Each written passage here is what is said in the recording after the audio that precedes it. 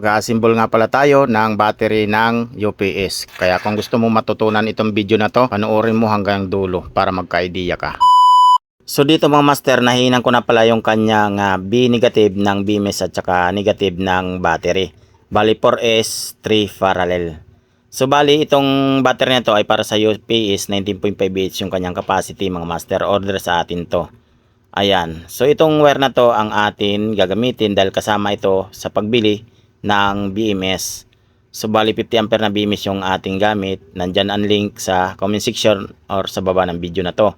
Tapos sa paghihinang, unahin natin yung kanyang black na wire na B-. Kasunod kagad ang B1.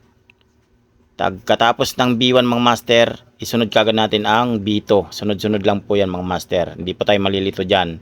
Basta tama lang yung ating pag-wiring. Tingnan nyo lang ng maigi kasi may marking naman ang BMS. Tapos B3. Ayan, pagkatapos ng B3 mga master, B4. Last wire po yan mga master. Ayan. Bago ang lahat mga master, baka naman pa-like, pa-share ng ating video at mag-follow na rin kayo para updated kayo sa mga ganitong klaseng video pagka may bago akong upload na video.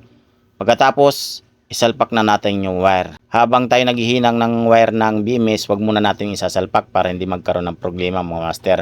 Saka natin isalpak pagkatapos na mahinang. Pagkatapos mga master ay ayusin na lang natin yung wire gamit itong fiberglass tape. Yan po ang name ng ginagamit natin na tape. I-search nyo lang din yan sa online.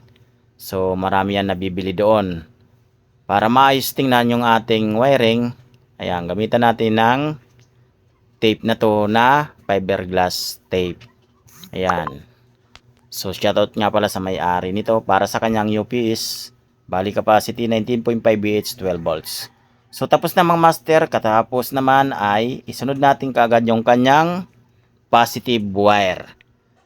Diyan mga master, dinubli ko yung kanyang tabbing wire sa positive at saka negative para makapal yung kanyang tabbing wire. Kasi high current po yung dumadaloy dyan na kuryente. Kasi pagka malit yung wire mo, malit yung tabbing wire mo, manipis, may tendency na mag-init yan kapag habang ginagamit mo yung battery, lalo na kung mga heavy load yung isasaksak mo dyan. Pero yan naman ay para lang naman sa UPS yan, kaya yung inilagay natin na wire dyan ay number 12 na silicone wire. Ayan, tapos na natin mahinang yung kanyang positive. Isunod kagad natin yung kanyang negative output ng BMS na P-.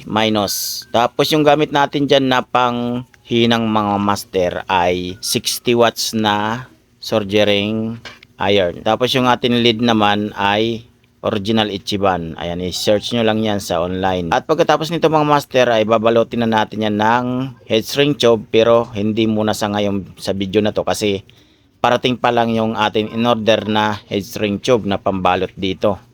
Kaya pagkatapos nito mga master, hanggang dyan na lang muna yung ating video. Yan ay mayroon pa naman yan na ikakabit ako dyan na connector. XT90 yung pangalan nun mga master. Kaya hanggang dito na lang muna yung ating video. Maraming salamat sa inyong solid na panonood dyan. Pakilike and share ng ating video mga master. At mag-follow na rin kayo. Hanggang sa muli mga ka-DIY.